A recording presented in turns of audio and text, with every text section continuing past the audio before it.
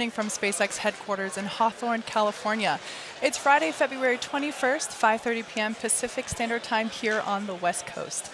I'm Kate Tice, and I'm an engineer on our build and flight reliability team. I'm pleased to welcome you to tonight's webcast of the Nusantara Satu mission for our customer, SSL. This evening's launch is a rideshare mission. Primary payload is for Indonesian satellite operator PT Pacific Satellite Nusantara Satu.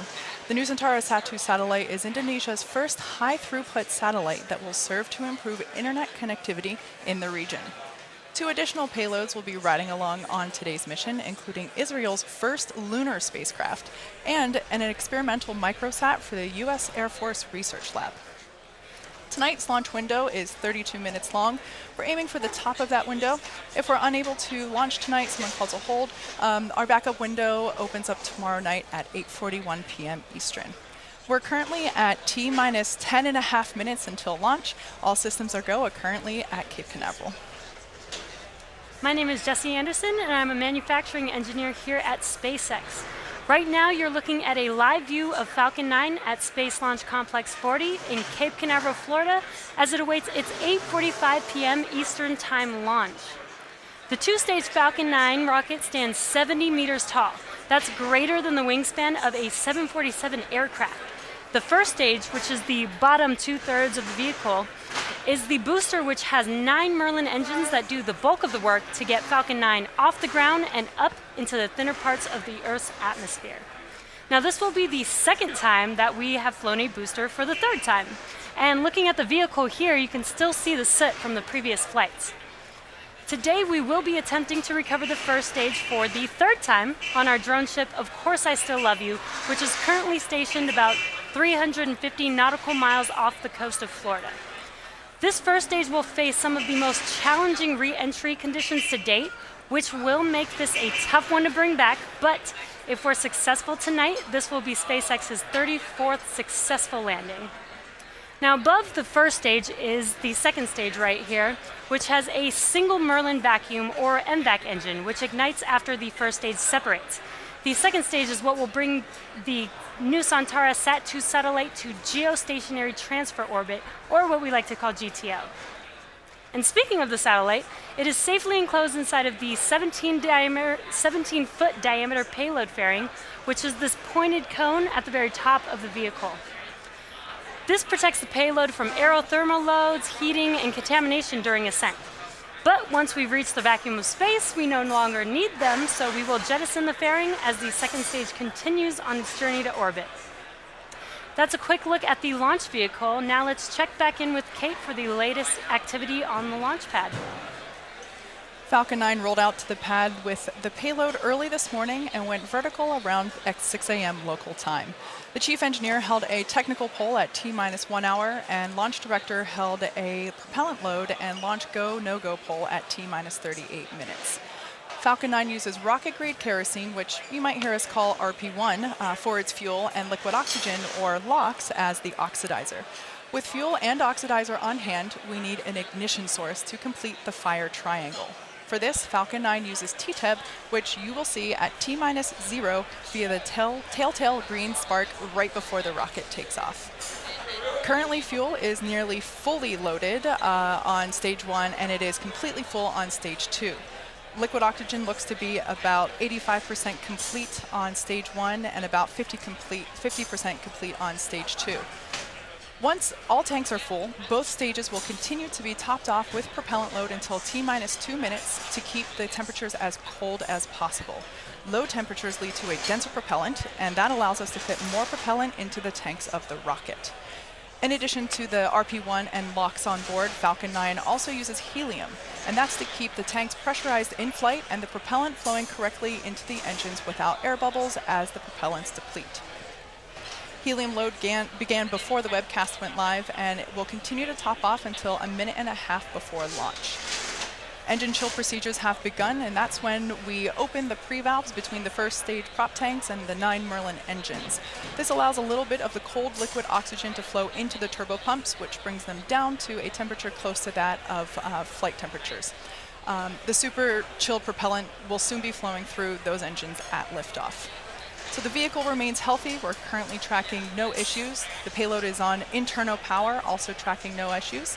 The last weather balloon was launched just a few minutes ago, and it looks like we're within load limits. There have been chances of isolated showers across the Space Coast today, so there was a 20% chance that those cumulus clouds were going to violate our launch weather conditions, but currently everything is looking good for launch. The range is green and is prepared to support today's mission. So with that, all systems continue to be go. Again, today's launch window is 32 minutes long, so if we can't launch right at the top of that period, our backup window will become available tomorrow, Friday, February 22nd. As Kate mentioned, the payloads being launched tonight are for our customer SSL and include Indonesia's Nusantara Satu satellite. This satellite will bring better connectivity to the region, including improved internet, data, and voice communications.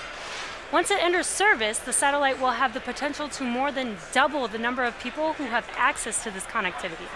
Here's more from our customer on how this satellite will improve the life for the people of Indonesia.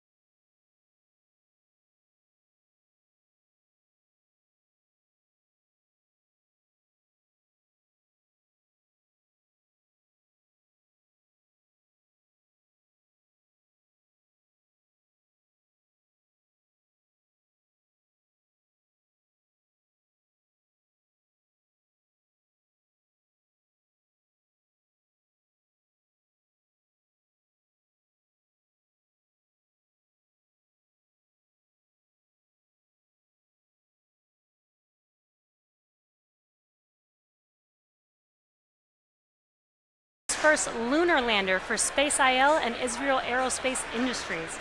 This lander will be the world's first privately funded spacecraft to reach the moon. Its mission is to transmit photos and video of its new home and conduct tests of the environment. An interesting fact about this lander is that it will be using its own power to travel to the moon, which will take nearly 2 months.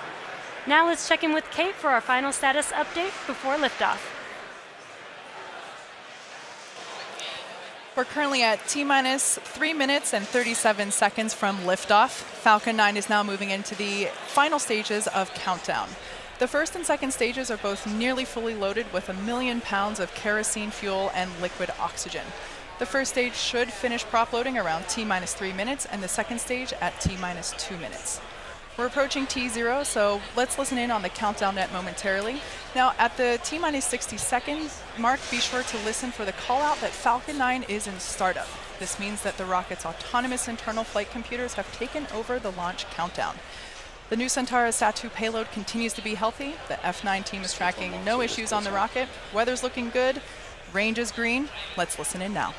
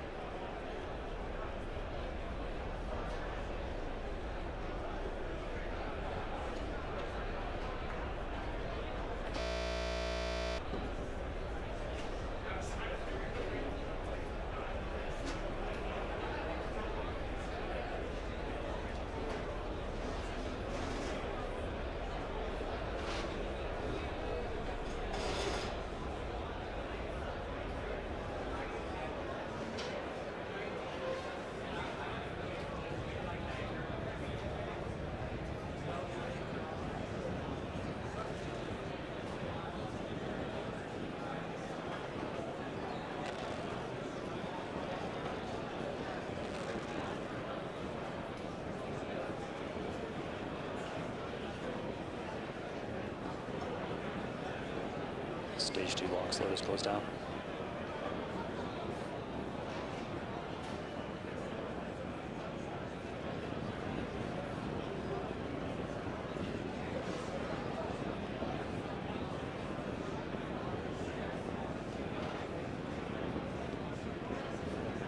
Falcon 9 9 is on internal power. Gas is ready.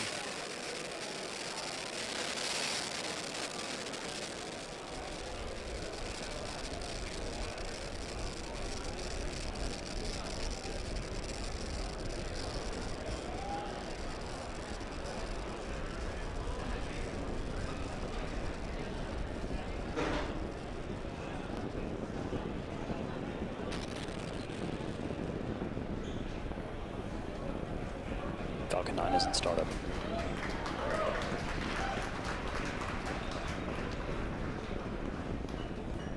Stage 2 pressing for flight.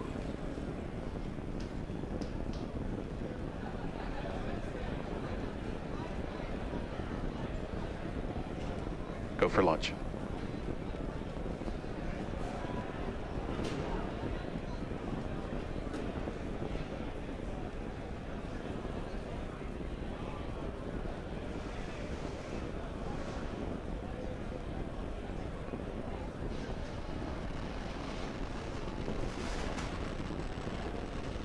Stage 1 pressing for flight. T-minus 15 seconds. 10, 9, 8, 7, 6, 5, 4, 3, 2, 1, 0. Ignition.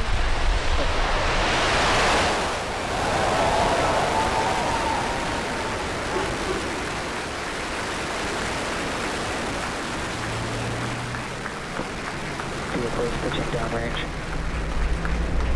Stage 1 propulsion's nominal.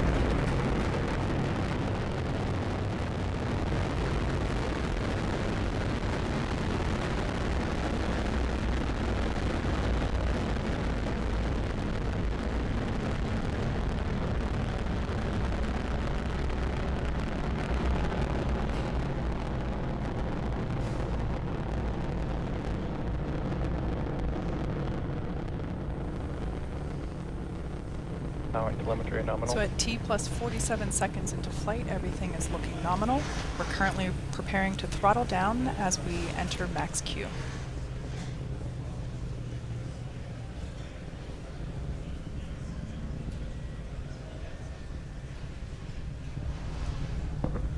Vehicle supersonic.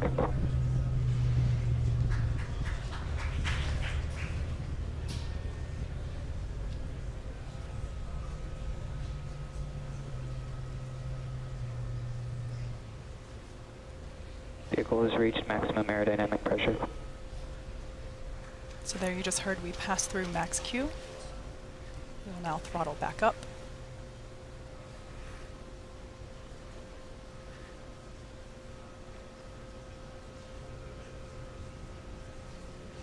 MVAC engine chill. There you heard the call out for MVAC engine chill. This is the point in which, like I mentioned before, we start to flow the super cold liquid oxygen into the turbopumps, bringing them down to flight temperatures. This helps us reduce the temperature difference between the liquid oxygen and the hardware.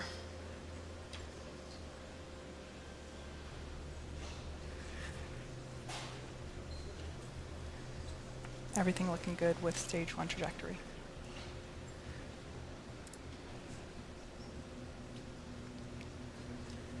Main engine cutoff.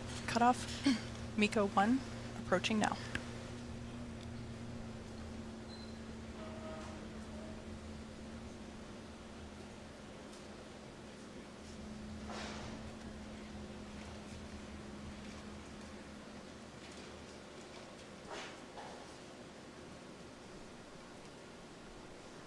MECO.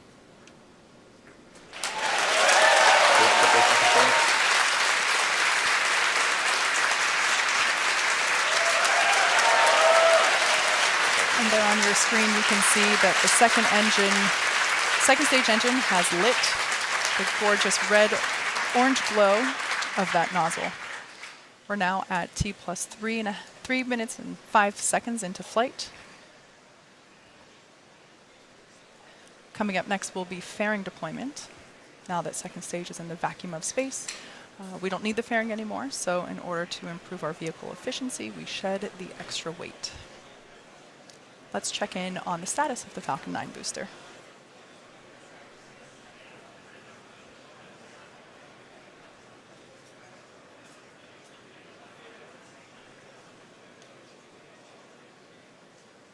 Bearing separation confirmed. And there you can see on your screen Stage deployment 2 on of nominal fairing. trajectory.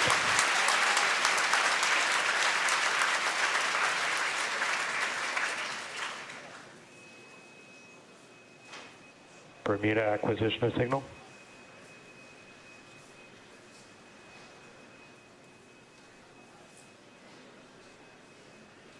While Stage 2 is doing its job, Stage 1 will be coming back home to Earth, and it will also execute 2 burns, the first of which is the entry burn. First stage is traveling at roughly 2,300 meters per second, and this 3-engine burn helps to slow the stage down. The second of the Stage 1 burns is called the landing burn. This is a single-engine burn that brings the vehicle speed down rapidly from about 250 meters per second all the way down to 2 meters per second in order to gently land on the drone ship. As I mentioned earlier, for this mission, first stage re-entry conditions are predicted to be the most challenging for any recovery attempt to date. It is possible that we might lose our camera feed during the landing attempt due to the drone ship's position over the horizon, but if that happens, we will bring you an update as soon as we re-establish connection. Stage 1 landing should occur about 25 seconds following second stage engine cutoff. The entry burn will be coming up here in about 2 minutes.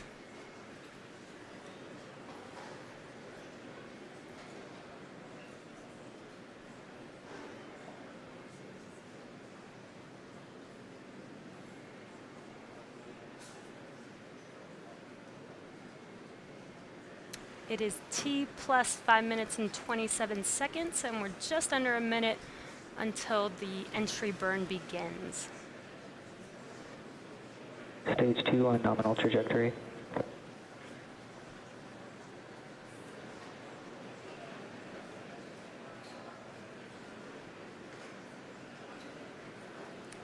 So on your left screen, you can see the first stage coming down, and you'll see a bright light when the entry burn begins there. We're just about 25 seconds away from entry burn. And you can also see on your right screen the second stage.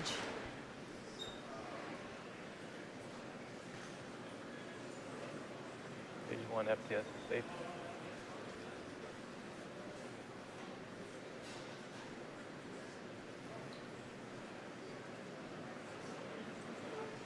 Stage 1 entry startup. And their entry burn has begun. This should last about 18 seconds.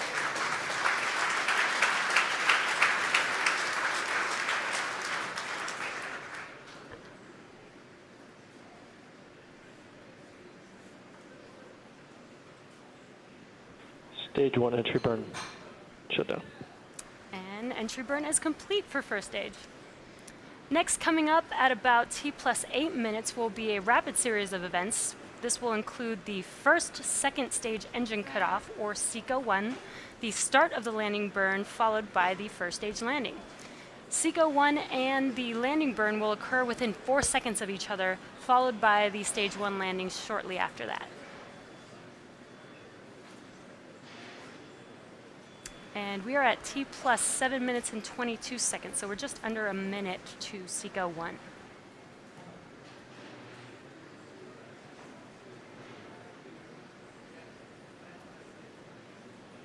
Terminal guidance.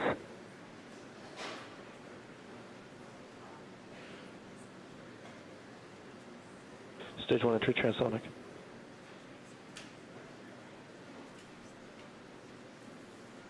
And that second stage engine is glowing bright there. When SECO-1 starts, that engine will turn off. Stage 2 FTS is safe.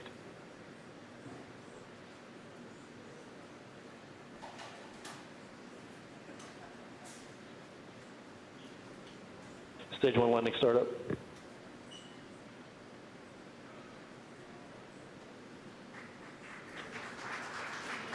We have SECO-1. Okay, shut down.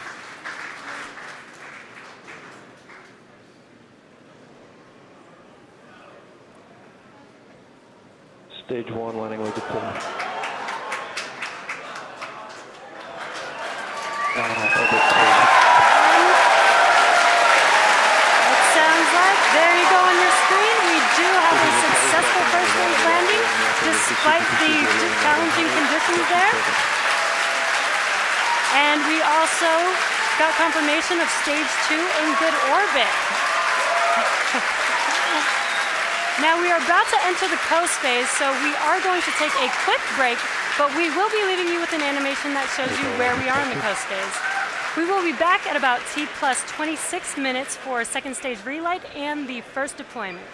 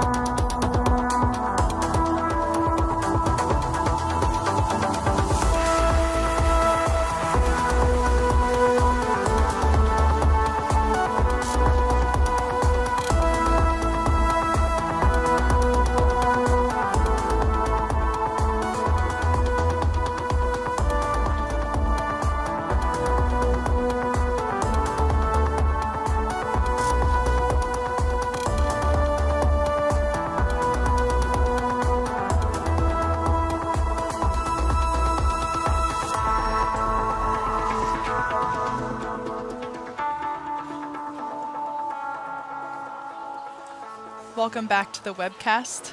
MVAC-D on our second stage has begun engine chill, and it is about to briefly reignite for the second and final burn of tonight's mission.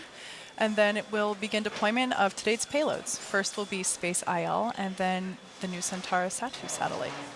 As we mentioned earlier, another payload will be riding along on today's mission, an experimental small satellite for the U.S. Air Force Research Lab, but we won't be able to catch footage of that particular deployment this evening.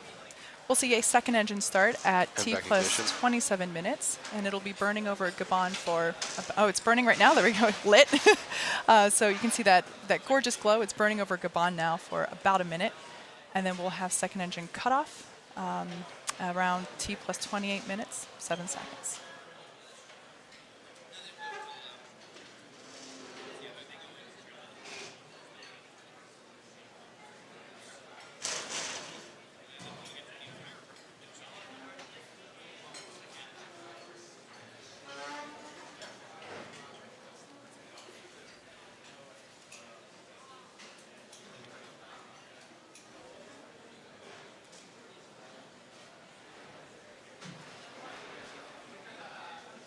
Approaching SECO 2 in 10 seconds.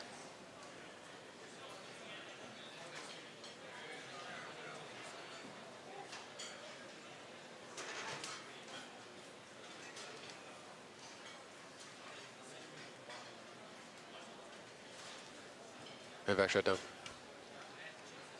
And confirmation of MVAC shutdown there as that red glow and confirmation that the MVAC shutdown there as that red glow slowly begins to fade away. Now we're just going to wait till Nominal we orbit have insertion. good orbit, and we just had confirmation that stage 2 is in a good orbit. So at this point, we'll be coasting for the next 5 minutes or so, and we will be back just after T plus 33 minutes.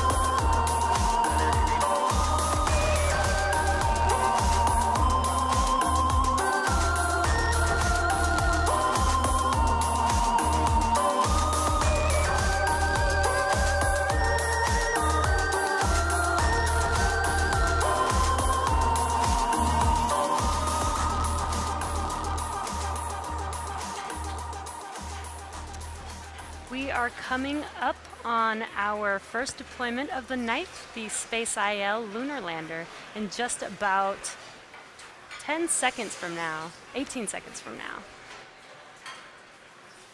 Now you should be able to see this on your screen.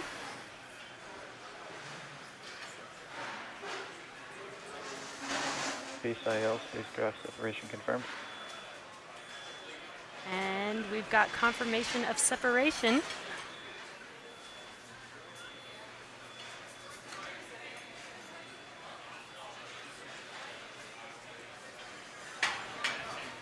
And you can kind of see that there on your screen.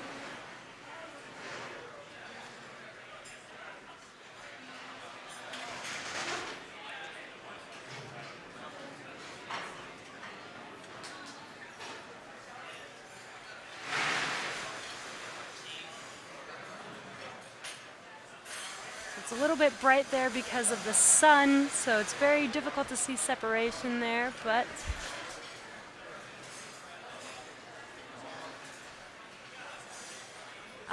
we've had a successful deployment of the Space IL lunar lander, a first non-governmental lander to make its way to the moon. Here's a little more insight on its journey to space. Spaceflight makes getting to space easy and affordable. We have years of experience helping customers execute their missions, providing rideshare on nearly every launch vehicle in the world. Our team supports you through every aspect of your mission, from design and licensing to integration, launch, and deployment. We're proud to take Space IL on this historic mission to the moon. In the beginning, I was only an idea, a dream, a fantasy. I was born in a bar to 3 fathers. Soon, I met the rest of my family. I had people who took care of me and helped me grow, and I grew and became stronger. When I met the president of our country, he told me that I carry with me the hopes and dreams of a nation. And he was right. Landing on the moon is not my only mission. I will carry with me a magnetometer to study the magnetic fields of the moon. But one of my most important missions is to inspire our kids so they can dream and explore new worlds. And my mission begins today. A couple of weeks ago, I left home and got on a plane to Cape Canaveral. I had hundreds of talented people who worked hard to prepare me for this day. I waited long enough for this moment, and I am ready. Yalla, let's get to the moon. What an exciting mission and day for Space IL. As Jesse mentioned earlier, that is the first privately funded lunar lander, so congratulations to the Space IL team. We wish your lander all the luck as it makes its way to the moon. Now we have a short 8-minute coast before we deploy Nusantara Satu, so we'll take one more quick break during this time. Stay with us, we'll be back around T plus 43.5 minutes.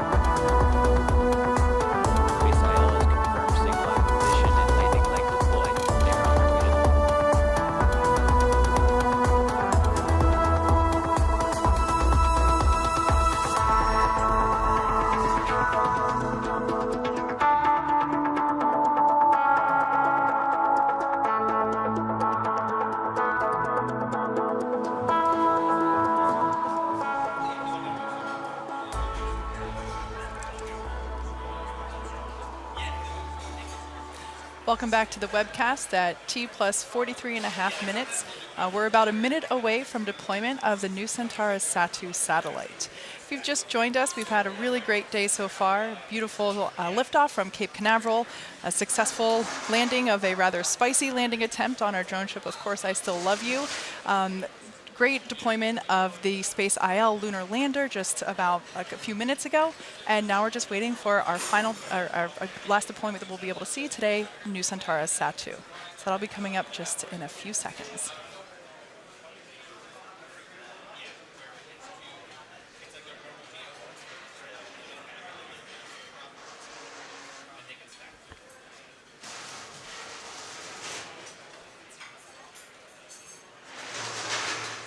Seconds away from deployment.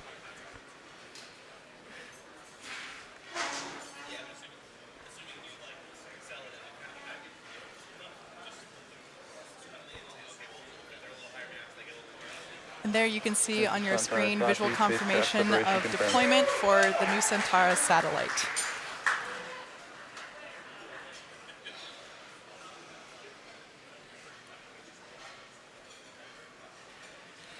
And with that, that brings our webcast to a close this evening. Thanks to SSL, PT Telkom Indonesia, Space IL, and Israel Aerospace Industries for entrusting us with tonight's mission. Thank you also to the 45th Space Wing for range safety and to the FAA for licensing today's launch. And we'd also like to thank all of you, our viewers, for tuning in tonight. Follow our website and social media platforms for updates on our next missions and milestones. Until next time, have a good night.